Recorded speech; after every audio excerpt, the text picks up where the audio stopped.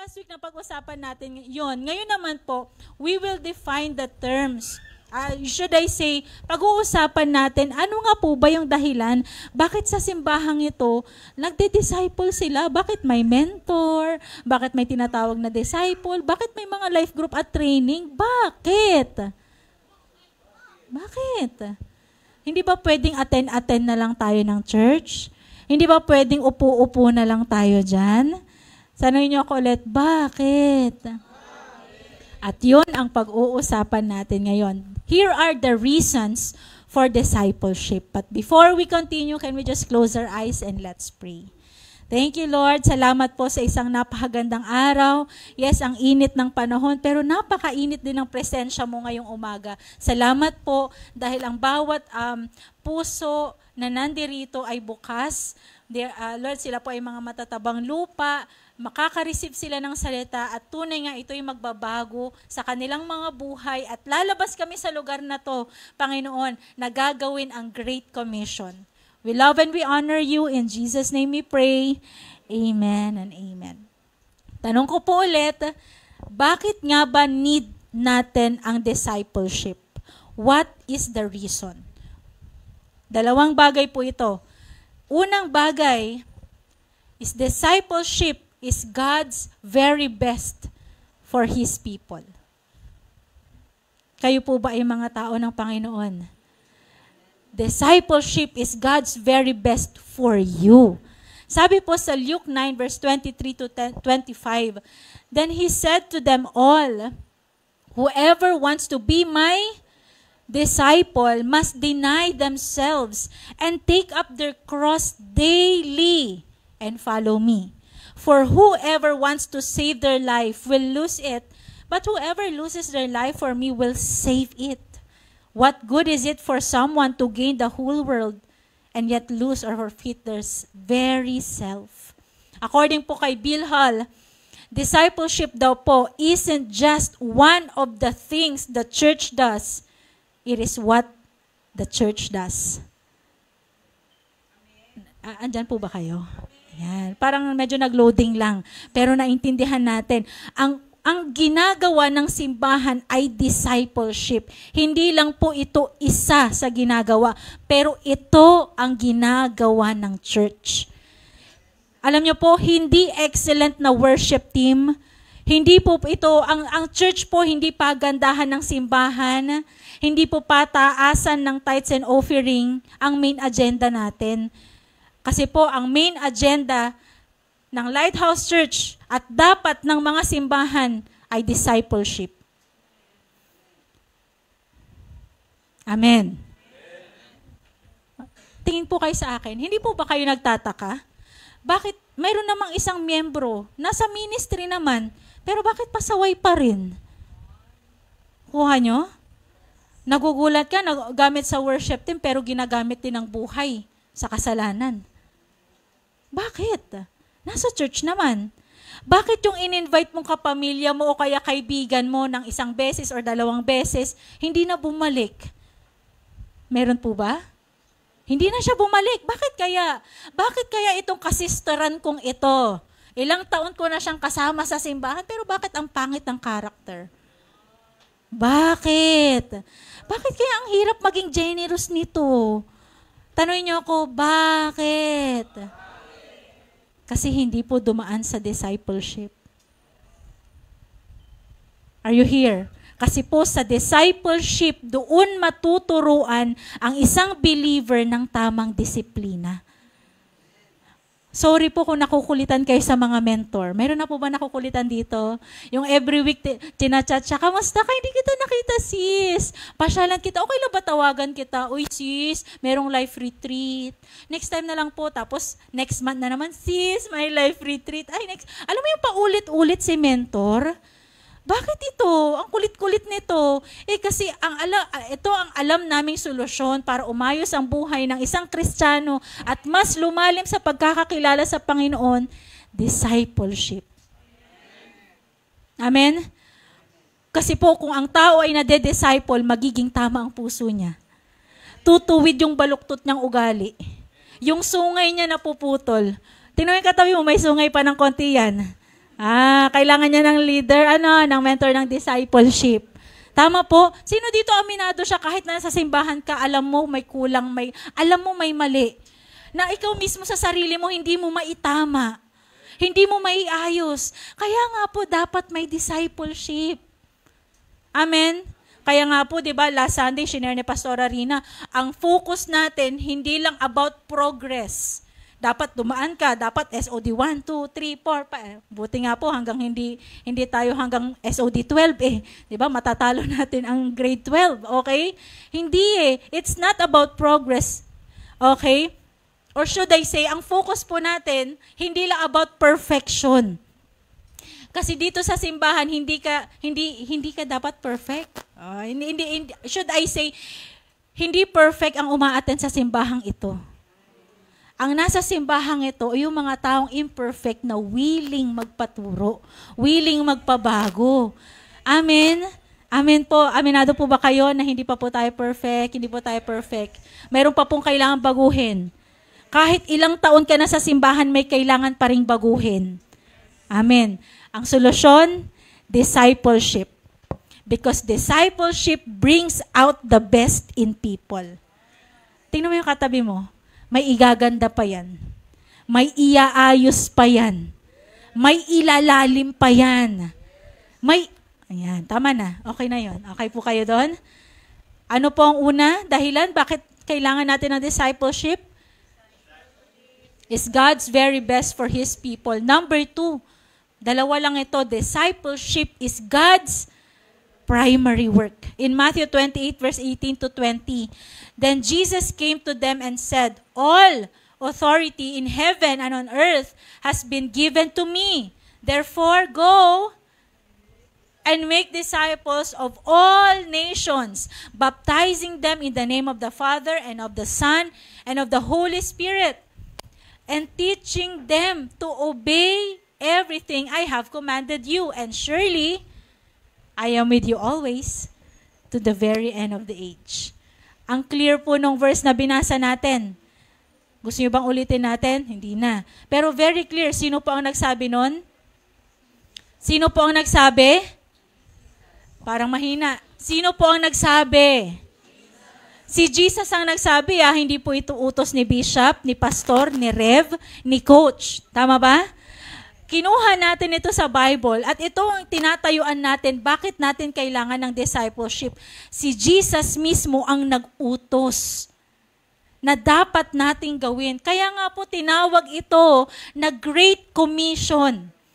Kasi po it is mandated by the great God. Are you here? So nakakahiya naman, ito ginawa ni Jesus nung pumunta siya dito sa lupa.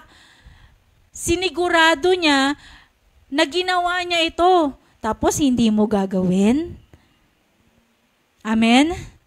Si Jesus ginawa niya, so dapat tayo rin.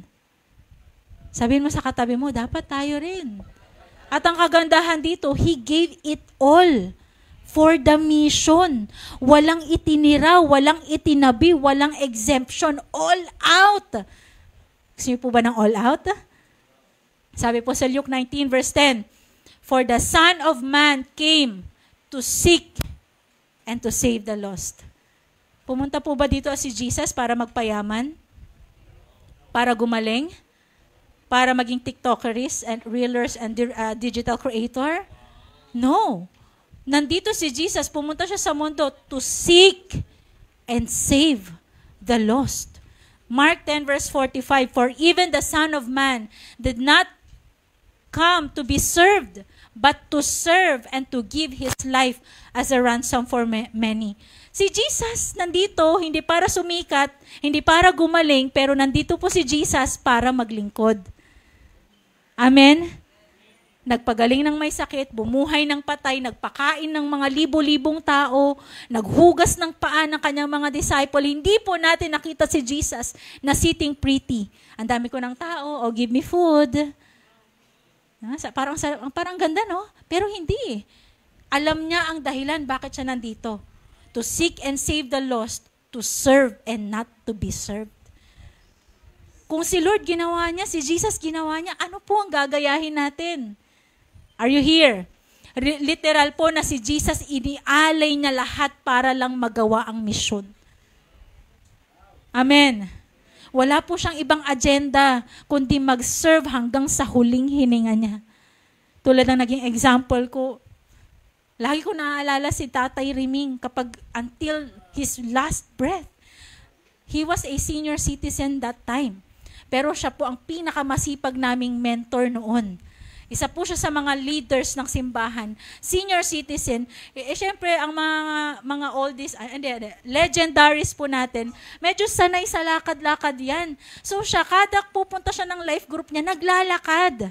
Senior citizen na. Pero siyempre, batak kasi to nung kabataan niya, puro, pagtatanim, di ba? Yung mga batak, yung mga katawan ng mga yan. So siya, alam niyo po, namatay siya after niyang mag-life group. His last breath, ginagawa niya ang kalooban ng Panginoon. Ginagawa niya yung Great Commission na nakita ko malinaw siya, naintindihan niya bakit siya nabubuhay.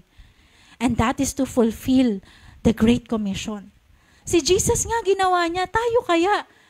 Tingnan mo yung katabi mo, ang lakas pa niyan. Lakas niyan, tama po ba?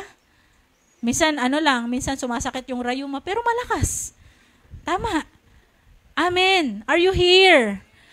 So, ang tanong po sa atin ngayon, kung sila nag-all-out service, kung sila binigay ang buong buhay para sa Great Commission, ang tanong sa'yo ngayon, handa ka rin bang maging all-out para kay Jesus? Handa ka rin bang maging all-out kay Jesus? So, kung ang sagot mo ay yes, then be involved in discipleship. Come on. Come on. Involve mo ang sarili mo. Are you here? So kung sa tingin mo, paano po ba yun? Ano pong gagawin? Mamaya, pwede mo kami i-approach. May mga mentors, pastors tayo dito. Gusto ko po niyan. Gusto ko pong maintindihan ng discipleship. Gusto ko pong pumasok sa discipleship. If you don't have a mentor, marami tayong mentor na nag-aantay ng ide-disciple. Amen? Amen. Excited po kayo? Tuloy-tuloy natin. So nakita natin ang rason bakit po tayo nagde-disciple. Ngayon naman, pag-usapan natin ang hindi discipleship or what discipleship is not. Okay? Kasi minsan nami-misunderstood natin, akala natin ginagawa natin to, disciple ka na. Tignan natin kung talagang ang disciple ka kahit ginagawa mo to. This information po is from the book of Bilhal na The Complete Book of Discipleship. Pag-usapan natin 5 discipleship is not. Ano daw? Discipleship is not 5 bagay. Number 1 po, discipleship is not a program. Ang common mistake po kung napapansin ninyo sa mga well-intentioned leaders is they turn discipleship into a curriculum. Mag-search lang po kayo dyan, nagiging curriculum na po ang discipleship. Na kapag matatawag ka daw nilang disciple, kapag dumaan ka sa proseso, kinumpleto mo yung proseso, graduate ka, may certificate ka, may medal ka. Ang tawag sa'yo ay, akala nila disciple sila. Ang discipleship sa kanila ay dapat matapos mo ang learning material. Ang discipleship sa kanila yung gumaling kang mag-testimony, gumaling kang mag-share, mag-preach dito sa harap, gumaling kang tumugtog. Akala nila yun ang discipleship. Don't get me wrong, church, ha?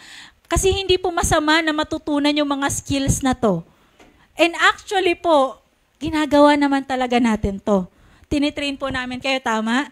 Tinuturo namin sa inyo, sa mga Make Disciples class, kakaturo lang namin sa inyo paano mag-testimony. Tama po ba? May Make Disciples class po ba dito? Ayan. Ayun, meron tayo. Tsaka nasa online sila. Tinuro namin paano mag-testimony, hindi lang yung bara-barang, yung para kang palikulikong sigsag. Hindi, this is how you share your testimony, yung buhay mo noon, yung buhay mo nung tinanggap mo si Jesus, at ano ka na ngayon. Tinuturo natin yan. Pero, tingin kayo ulit sa akin, pero, hindi po yun ang discipleship. Amen? Hindi masamang matuto, hindi po masama na gumaling ka sa ministry. Pero kung ito na lang po ang ginagawa ng isang simbahan, hindi na po ito nakakatuwa sa Panginoon. Are you here? Kasi ang church ay hindi pagalingan. Ito po ay pabanalan. Ito po ay palaliman sa pagmamahal at pagkakilala sa Panginoong Hesus. Amen? Masaya po kami na kapag nakakapag-produce po ang church ng magagaling na musician, magagaling na host, na preacher, magagaling na mentors. Pero kung tayo po ay titigil na sa discipleship, hindi na po matutuwa ang Diyos. Papalakpakan ka niya, ang galing! Bravo! Galing yung kumanta, Lighthouse. Ang galing yung sumayaw, Lighthouse. Pero hindi nyo na ginagawa ang Great Commission. Hindi na po natutuwa ang Diyos. Kasi po, the main thing that the church does is discipleship. Nakukulitan na po ba kayo sa mga mentors? Yung every week, uy, attend ka ng Connect Group ha. Yung every week, uy, mag-one-on-one naman tayo. Chikahan lang. Hindi po chismisan ha. Kwentuhan lang. Nairita na po ba kayo sa kanila? Meron po bang nangungulit sa inyo? Ay, kawawa kayo. Walang nangungulit sa inyo. Ulitin ko, ang ginagawa ng simbahan ay discipleship. Kasi po, hindi mapapalitan ng ministry ang discipleship. Bunga ng discipleship ang ministry. Kaya may magagaling sa ministry kasi nade-disciple. Amen? Amen. So mapalad po kayo, church, dahil hindi ang church na to, hindi ang goal nito ay tumalino ka lang o gumaling ka lang, pero ang goal ng church, ng Lighthouse Church ay maging disciple ka ni Kristo. Amen? Hindi disciple ni sister, disciple ni brother, disciple ni Kristo. Amen? Ano bang isang disciple? Disciple na sumusunod sa Diyos? Disciple na ibibigay ang buhay sa Kanya? Disciple na kahit paglabas mo ng church, kaya mong harapin ang pagsubok? Disciple na kayang ibahagi ang salita ng Diyos sa labas? That's a disciple. Are you here? Kasi aanhin nyo po yung magagaling po kayo sa instrument kung hindi ka naman instrumento para maging example sa iba. Alam niyo po, nakakalungkot, ang daming ginagamit sa simbahan, sa iba't ibang simbahan, ginagamit sa harap ang gagaling. Pero nagugulat ka, ginagamit din ang buhay sa kasalanan. Double life. Nakakalungkot. Aanhin mo yung ang ganda ng boses mo dito sa harap, sa paglilid ng worship, kung hindi mo naman magamit bilang witness ni Jesus Christ sa mundo. Aanhin mo yung ang dami mong certificate, naka-top 1 ka nga kasi naka 1,500 chips ka. Aanhin mo yung medal na yan kung ang rupok mo pa naman sa kasalanan. Kasi po, ministry without discipleship is meaningless. Are you here? Yes, we have training and ministries. Thank you, Lord. Thank you, Lord, may ginamit ang Panginoon ng mga mentors natin para makapag-produce ng trainings and ministries. We provide information and skills. Alam niyo po yan. Ang dami nating ministry ngayon. May media team, may production, may hosting, may ang dami. Name it. Ano po bang makeup artist ka? Mayroong ministry para sa'yo. Ano pa ba? Lahat ng kaya mong gawin, pwede nating ipasok sa ministry. Yes. Pero uulitin ko, tools lang po ang training para lumago tayo sa pagkakakilala natin sa Panginoon. Hindi po siya discipleship itself. Amen? So, wag mo sabihin, nasa ministry naman ako, di-disciple ako. No. Nagsuserve naman ako sa church, di-disciple ako. No. Are you here? Amen. Bakit po kayo magpapatrain? Bakit kayo mag-undergo ng SOD? Kasi disciple ka. Bakit ka papasok sa isang ministry? Kasi disciple ka. Amen? Bakit ka mag-i-encourage ng iba na umattend ng life group, na umattend ng church? Kasi disciple ka. Yan po ang kalooban ng Panginoong Diyos sa atin. Ang ma-disciple ka. Are you here? Ang maging disciple niya. Kaya nga po, we are being equipped to be an effective disciple. Alam niyo po, iba na po, yung mga dumadaan, yung mga nasa discipleship po ngayon, hindi ko man maisa-isa yung pangalan nyo, but ibang-iba na po kayo noon sa ngayon. Hindi na po kayo tulad ng dati. Hindi na po kayo, yes, still, nagkakasala, nagkakamali minsan, pero hindi ka na tulad ng dati. And that's the result of discipleship. Hindi pa man perfect, but nasa progress po tayo. Amen? Amen. Tingnan mo ulit yung katabi mo, hindi ka na tulad ng dati, sis. Bro. Amen? Ano pa? Sige, let's move on. Ano pa ang hindi discipleship? Number 2, not just for people who like structure. Same po ito same po ito sa number 1, medyo same, but this is more focus po sa structure or order ng program. Ang discipleship, parang sinasabi po dito, ang discipleship ay hindi lang daw para sa mga taong prefer ang program o kaya may order, may ayos. Dapat gusto ko yung maayos, hindi yung ganito, ganyan. Okay. May iba po kasi gusto lang makatapos ng program pero hindi naman talaga sila na disciple. Gusto lang nila mag-undergo kasi gustong may maipagmalaki. Gustong masabing nag-aral ako, may medal ako, may certificate ako, so wag niyo akong mamaliitin. Hindi po ibig sabihin na tapos mo ay disciple ka, ha? Amen. Kasi po, kailangan natin ang mga trainings pero hindi ito basihan na dumadaan ka nga sa discipleship. Kasi po, ulitin ko, tools lang ito for us to be an effective disciple. Amen? Amen. Kaya nga po, ini-encourage po namin ang bawat isa to engage in life journey or yung tinatawag po nating Project Andrew sa church. Sino po dito na naidaan ng kanyang mentor? Alam niyo po ba yon? Life track, life start. Parang hindi po kayo masaya sa naidaan. Naidaan po ba kayo? Alam niyo, mapalad kayo, mayroong mapasensyang mentor na nagwa one-on-one sa inyo. Amen? Amen. May buhay po yung mga yan, pero hinaharap nila kayo kasi alam nila, this is their great commission. Amen. We ask you to engage, in discipleship training kasi alam po namin na doon kayo lalago. Alam po namin na doon nyo mas makikilala ang Panginoon. Hindi lang po basta matapos mo yung kurso. Amen. Kasi meron na po dito natapos ang kurso pero hindi ginagawa ang Great Commission. Ouch. Can you say ouch? Maybe sa umpisa, medyo mahirap ang dumaan sa proseso. Amen? But as you continue, you will see na tinutulungan ka nitong harapin ang mga struggles sa buhay. Amen? Kaya nga tinatawag natin itong life journey kasi relationship natin ito kay Lord. Amen? Naalala ko nga, may mga may mga enrollees po tayo sa SOD na mga senior citizen. Amen? Etong mga taong ito, kung tatanungin nyo sila, kung naiintindihan nila buong klase, siguro may mga isang sentence lang siguro silang maiiwan sa kanilang utak. Kasi sa totoo lang, hindi na nila kayang makuha lahat. Pero bakit sila nag-enroll? Bakit sila dadaan? Kasi gusto nilang lumago kahit papaano. Yung kahit ang hirap na nila, yung iba siguro dyan, medyo mahina na ang pandinig. Nung kaninang umaga, ang isa sa mga oldest student ng School of Discipleship Foundations class is 72 years. Tama ba? 72, 75. Nakalimutan ko tuloy. 72 years old. At hindi po kami ang nag-encourage, ha? Kasi medyo hesitant na rin kaming sabihin, mag-enroll kayo, Nay. Uugod na. Pipilitin mo. Pero siya mismo ang lumapit. Mag-enroll po ako. Yung matanda nga na nahihirapan na minsang makarinig, mag-e-enroll, ikaw pa na bata, ang linaw ng mata, ang tindi ng pandinig.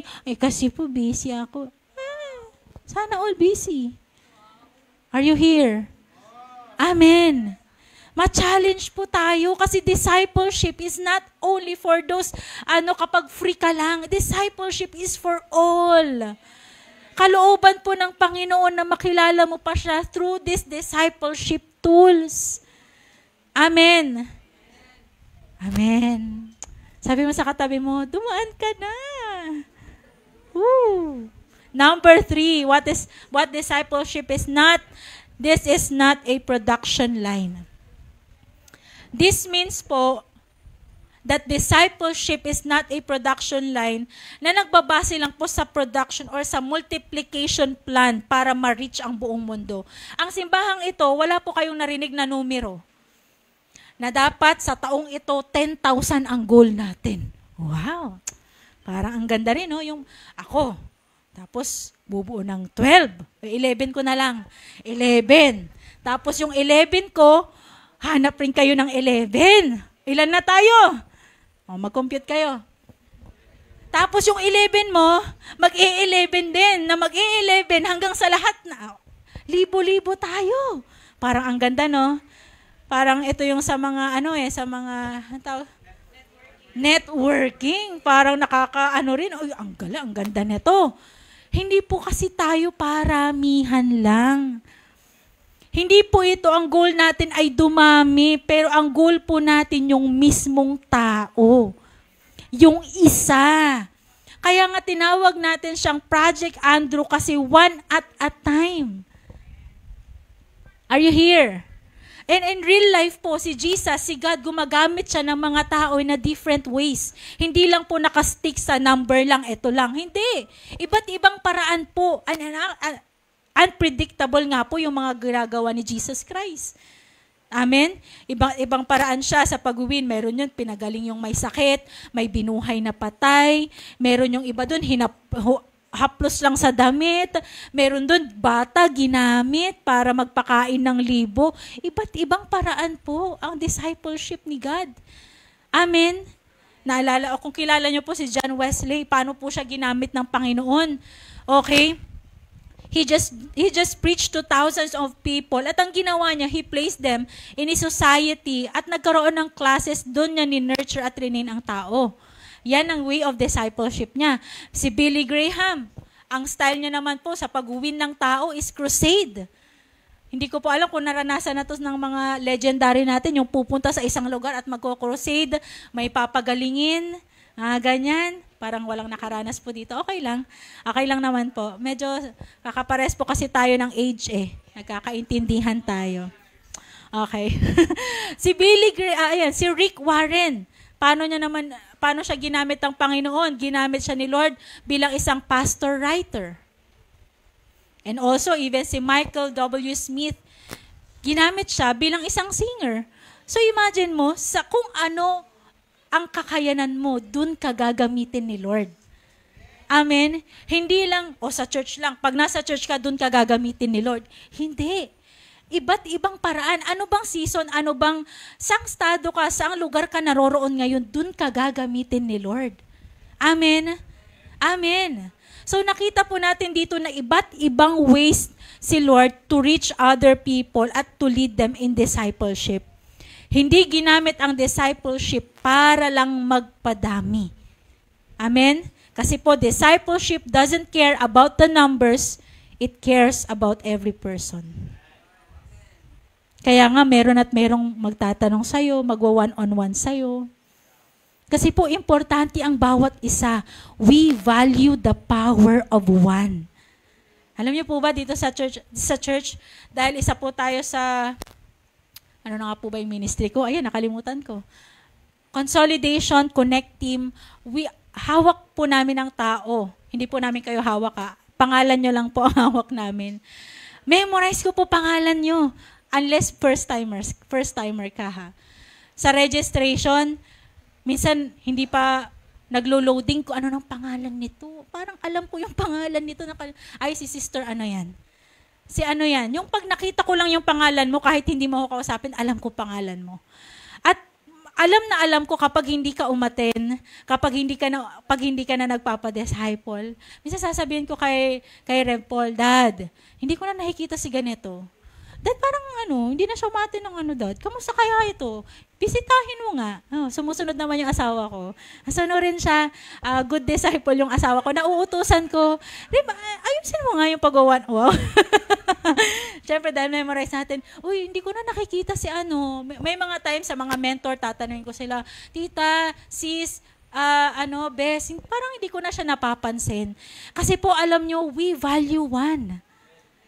We value the person, not the number. Discipleship sees you as a person, not a number. Mahal ka ng simbahan. Mahal ka ng church as you. Sabi po sa Luke 15 verse 4, kung kayo ay may 102 pa at nawala ang isa, anong gagawin ninyo? Hindi ba't iiwan ninyo ang 99 sa pastulan at hahanapin ang nawawala hanggang sa makita ninyo? Alam nyo po, kung numero lang naman, kung si Jesus, after lang naman sa dami, bakit niya pa iiwan yung 99 para lang sa iisa? Kasi po si Jesus, He knows the value of one. Kayang iwan ni Jesus ang lahat para iligtas ang isa. Gagawin ang lahat, mahanap lang ang isa. Kaya niyang iwan ang lahat para sa'yo kasi mahalaga ka. Amen. So uulitin ko ang simbahang ito, yes, we want buong Manawag makakilala kay Lord, pero we value you. And you are important to this church. Amen? Number 4 and last 2. Yan, na-excite kayo, no? Last na kaagad. Last 2 po tayo. Number 4, discipleship is not for beginners. Ang discipleship po ay hindi lang para sa mga bago. Kasi akala natin, yung tools natin ay para lang sa mga bago. Yes po, discipleship po needs basic training. Pero isang pagkakamali po na maisip nyo na basic lang dapat ang alamin ko tapos na. Huwag nyo na akong turuan ng kung ano-ano, pwede ba? Ayoko ng ganyan. Ang discipleship po, hindi lang dapat tayo magpapadisciple sa umpisa. Tapos kapag tumagal ka na sa church at nag-iba na yung season mo, ayoko nang dumaan. Sorry po coach, busy na ako. Sorry po coach, nanay na ako. Sorry po coach, may trabaho na ako. Sorry po coach, mag-aasawa na ako. This is not just for beginners. Ang discipleship po ay hanggang sa huling hininga mo. Are you here? Amen? Ang pagiging disciple po ni Kristo ay hindi matatapos kapag leader ka na. Kapag nasa ministry ka na. Kapag pastor ka na. Kapag tatay or nanay ka na, tapos na po. Lolo't lola na ako, tapos na ang discipleship. Dapat nga po, all the more na inaangat ka ni Lord. All the more you should be accountable kasi tumitindi ang battles mo. Habang tumatanda ka, habang tumatagal ka sa Panginoon, mas lalong bumibigat. Tama po ba? Ang mga struggles, ang mga troubles, ang mga circumstances natin sa buhay. Kaya nga, mas lalong kailangan mo ang discipleship. Amen? Again, and I want to tell everyone, discipleship is a way of life, not a title. Discipleship is not just when you're a new attendee, it is for a lifetime. Amen? Amen. So, kalooban po ng Panginoon na mag-mature ka. Kalooban po ni Lord na mag-grow ka. Naniniwala po kayo? Yes, sabi nga po sa 2 Peter 3 verse 18, but grow in the grace and knowledge of our Lord and Savior, Jesus Christ. Hindi niya po sinabi, lumago ka kapag bago ka sa church. Pero lumago ka. Tuloy-tuloy. Amen? Amen. Sabi nga po ng isang pastor, basta isang pastor, the moment you stop learning is the moment you start dying. Ayaw mo nang matuto? Ayaw mo nang magpaturo? Ayaw mo nang dumaan sa marami po tayong mga bagong trainings. Kasi po nag-e-evolve ang mundo. Iba't iba na po ang way kung paano natin i-reach out ang tao at kailangan po natin ang discipleship. Kaya nga kung huminto ka na, ayoko na umattend ng life group. Ayoko na umattend ng mga training na yan. Wow. Dami kong ginagawa sa buhay No, ang dami pwede mong dahilan Busy ka, may ginagawa ka, wala kang pera. Wala kang pera, si mentor may pera. Ay, wow. Relate yung mga mentor dito, parang mapapagastos sila next week. Kasi life retreat. Gusto daw mag-life retreat ng disciple. Kaso walang pera. Magkano yun? 1-2 din yun. Pambayad ng Kuryente sana, pero dahil sa disciple, uuli, kwang kulaot. Wag na lang tayo magkuryente. Pero alam niyo po, kailangan po natin matuto ng tuloy-tuloy. Amen po. Kasi tuloy-tuloy din po ang trabaho ng kaaway sa atin. Ang demonyo hindi po yan nagde-day off. Sa totoo lang.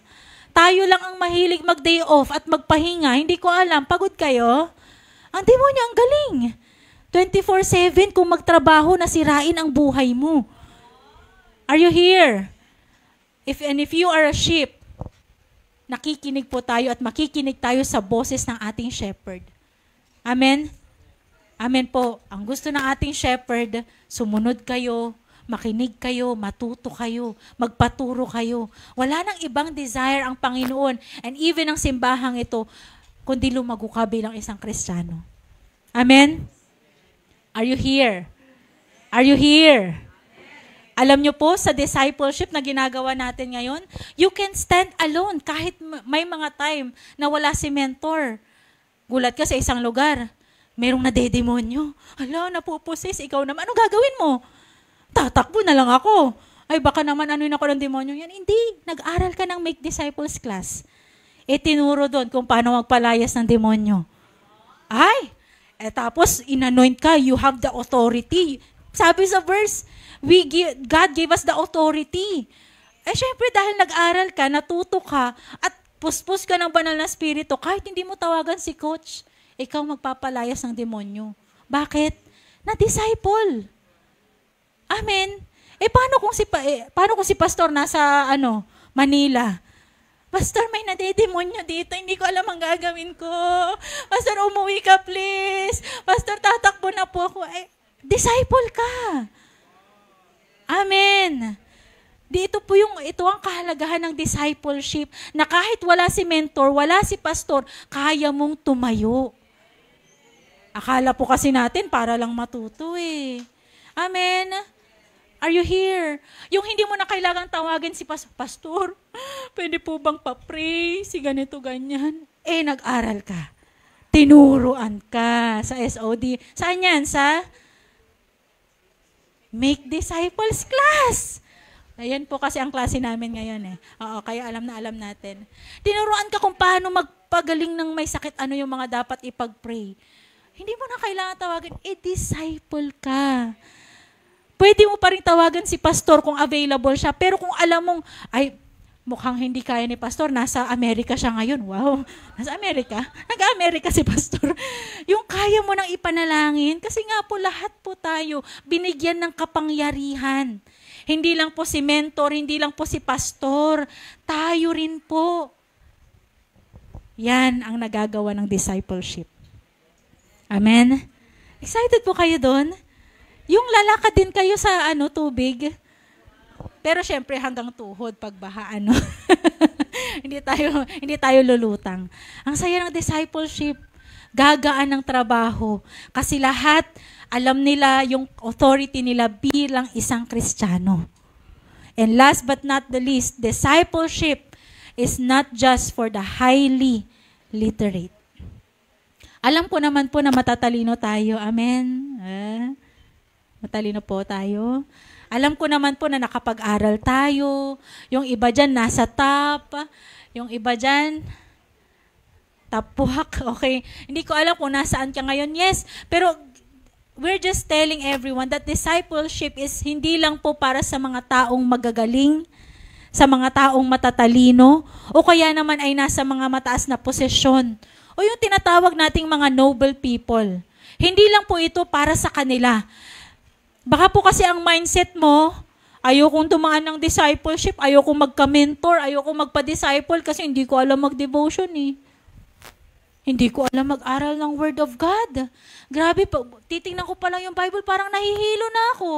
Grabe, tingin pa lang yun, hindi ko pa nabubuklat, Okay, kasi po gusto kong sabihin sa inyo, hindi po qualification ang pagiging matalino para maging disciple ka.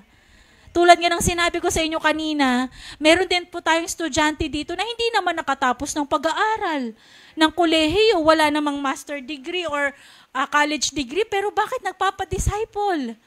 Kasi alam niya na through discipleship, pwede pa rin siyang matuto.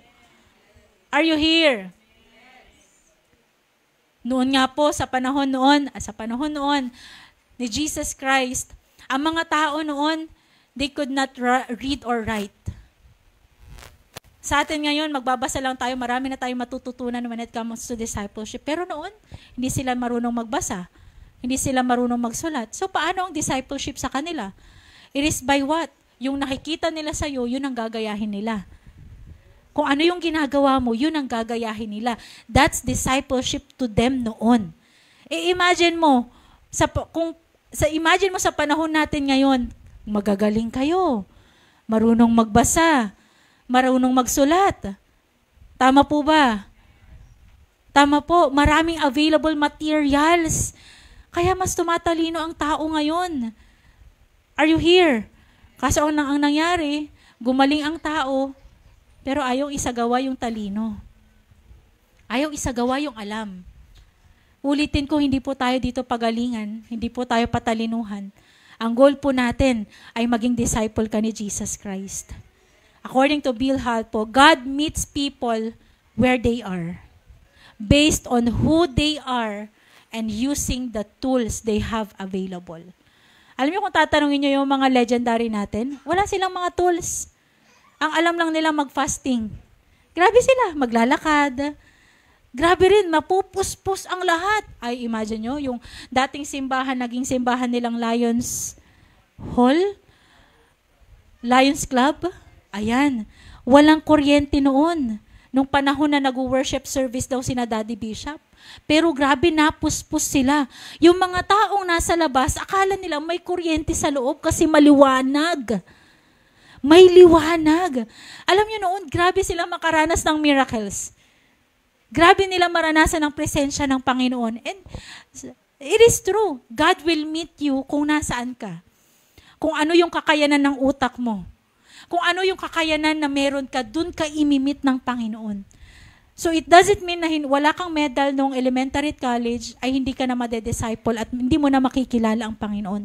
You can meet God truly. Amen? So hindi natin pwedeng i-define ang pagiging disciple natin kapag magaling ang matalino ka. Tumitingin po kasi ang Panginoon sa puso mo. Willing ka pa bang magpa-disciple? So kung willing ka talagang sumunod, hindi excuse ang intellectual ability mo. Hindi excuse na wala kang rank sa school. Hindi excuse. You can be a disciple. As I end po, babasahin natin ang isang verse na to. Pwede po bang sabayan nyo ako? In 1 Corinthians 1 verse 26 to 31, sabay-sabay po tayo, 1, 2, 3, read. Isipin ninyo kung ano ang inyong kalagayan nang tawagin kayo ng Diyos. Iilan lamang sa inyo ang masasabing matalino sa paningin ng mundo, at iilan lamang ang makapangyarimi mula sa mga kilalang angkan. Ngunit pinili ng Diyos ang mga itinuturing ng mundo na mangmang upang hiyain ang marurunong. Pinili ng Diyos ang mga itinuturing ng mundo na mahihina upang hiyain ang malakas. At pinili ng Diyos ang mga itinuturing ng mundo na mababa at walang halaga upang mapawalang halaga ang itinuturing ng mundo na may halaga. Kaya walang makakapagmalaki sa harap ng Diyos. Dahil sa Kanya, tayo'y na kay Kristo. Si Kristo ang karunungan ng Diyos para sa atin. Sa pamamagitan niya, itinuring tayo ng Diyos na matuwid, ibinukod para sa Kanya at itinubos sa ating mga kasalanan. Kaya gaya ng sinasabi sa kasulatan, ang gustong magmalaki, ipagmalaki lamang ang ginawa ng Diyos. Church, kung sa tingin mo, Pastora, tricycle driver lang ako eh. Drop out ako nung high school. Ex-convict ako. Pastora, illiterate po ako, wala akong alam. Nasa last ranking nga po ako. At alam niyo po ba, Pastora, hari ako ng sablay. At sa pamilya namin, itinuturing akong black sheep. Hindi ako magaling. Pero gusto ko pong malaman nyo, you can be a disciple. Kasi hindi nito ma-define ang tingin sa'yo ng Diyos. In fact, ang mga gaya mo, ang mga gaya natin, ang gusto ng Panginoon na i-disciple. Because God always choose the unqualified. You, yes, kayo po, you are a disciple. You can be a disciple. As we recall, ano po yung mga discipleship, yung mga hindi discipleship? It is not a program na just not production line.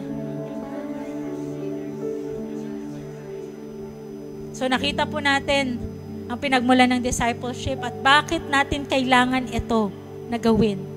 Again, tingin po kayo, church, ang pinakamalaking problema ng mundo ay hindi itong nangyayaring kaguluhan sa politika.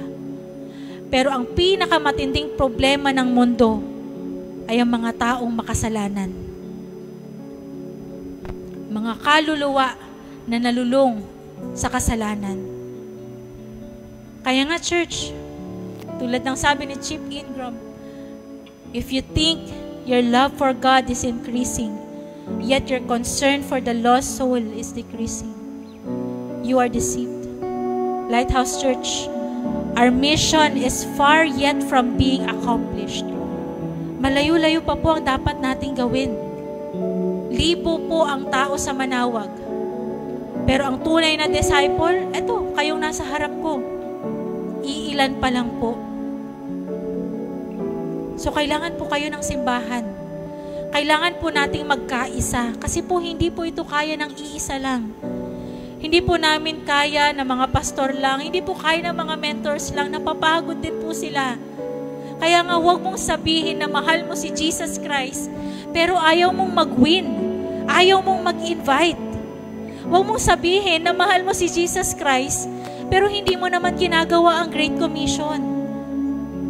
Sabi nga nila, sabi ni Pastor Rina last week, if you are not part of the solution, then you are part of the problem. Ang pinakasolusyon sa napakagulong mundong ito ay discipleship. Discipleship. So kung hindi ka pa makikiisa sa discipleship, simple lang, then you are part of the problem. Church, discipleship is the greatest cure para sa bawat taong infected ng kasalanan.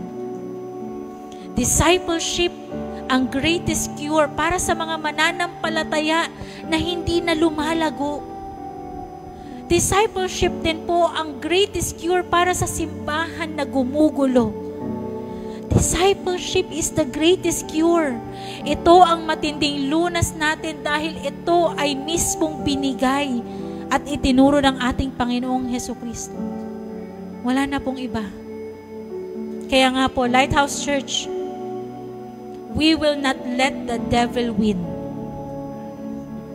Come on. We will not let the devil win. Ang demonyo, ninanakaw niya ang tao, mahila lang sila papunta sa impyerno. Pero tayo, magtatrabaho tayo, gagawin natin ang Great Commission, nanakawin din natin sa Kanya ang paa ng mga taong yun at dadalhin natin papunta sa Panginoon. So it is the time for us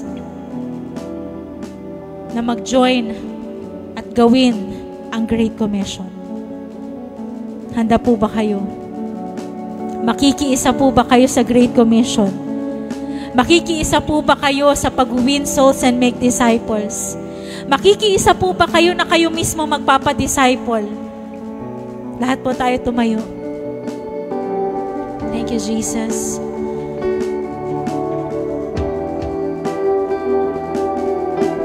Hindi mo na kailangan umiyak sa araw na to. Ang kailangan mo lang magdesisyon. Magde-decide ka today na una, magpapadisciple ka. At pangalawa, ikaw din mismo magde-disciple ng iba. Hindi ka na nabubuhay sa mundong ito para lang sa pangarap mo. Nabubuhay ka sa mundong ito para sa Great Commission. Come on, let's close our eyes. And I will allow you today to talk to God. Kausapin mo ang Panginoon ngayon. Lord, I want to be a part of that Great Commission. Lord, gawin mo ako, gamitin mo ako. Ito, church, hindi kailangan madami. Hindi kailangan 11, 12, hindi kailangan. Kahit isa lang. Kahit isa lang na aalagaan at mamahalin mo. Come on, close your eyes. Talk to God, Lord. I want to be a part of that Great Commission. Lord, gamitin mo ako sa kung saan man ako naroroon. Gamitin mo ako sa trabaho ko. Gamitin mo ako sa school. Gamitin mo ako sa mga estudyante ko. Lord, gamitin mo ako sa mga customer ko. Gamitin mo ako sa mga kapitbahay ko. Lord, gamitin mo ako, Panginoon, sa kung nasaan man ako ngayon. Hindi mo kailangan maging pastor para gawin ang Great Commission. You just need to be a disciple to fulfill the Great Commission. Come on, let's sing this song and worship God.